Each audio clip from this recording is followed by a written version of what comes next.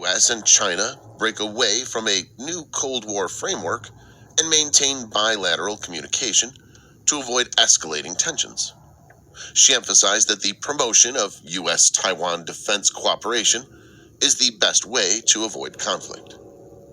She added the top priority for the U.S.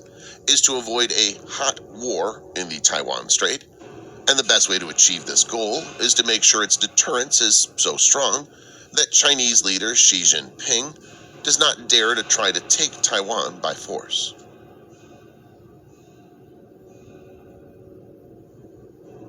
The U.S. Army Secretary said that the U.S. Army will have 5 core tasks in the Indo-Pacific theater, which it can accomplish without a dramatic expansion of its permanent presence.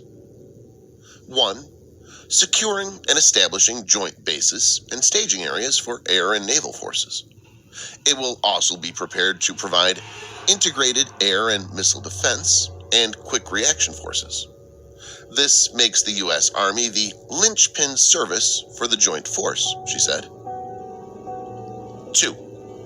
The U.S. Army will operate much of the backbone of a secure communication network and create supply chain networks to forces distributed throughout the region.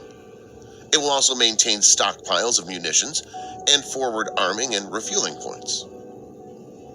3. The U.S. Army will also help synchronize, sustain, and defend operations through a scalable joint headquarters.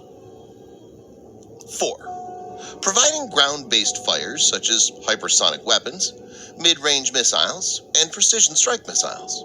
All 3 of these will be deployed starting in 2023. These weapons would likely initially be based in U.S. territory, but the State Department and the Pentagon are talking to close allies about overseas locations. She said, "We will be able to interdict fires across sea lines of communication, suppress enemy air defense, and provide counter fires against mobile targets." 5. The U.S. Army will counterattack with infantry and aviation to restore the territorial integrity of our allies and partners.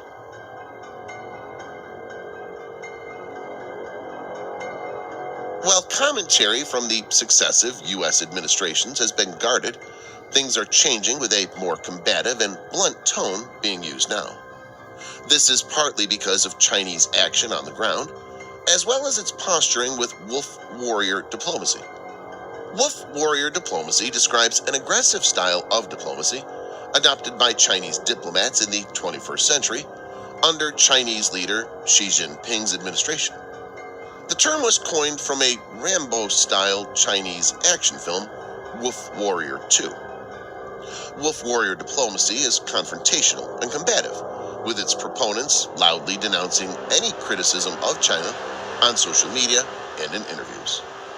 As an attempt to gain discourse power in international politics, wolf warrior diplomacy forms one part of a new foreign policy strategy called Xi Jinping's Major Country Diplomacy, which has legitimized a more active role for China on the world stage, including engaging in open ideological competition with the West.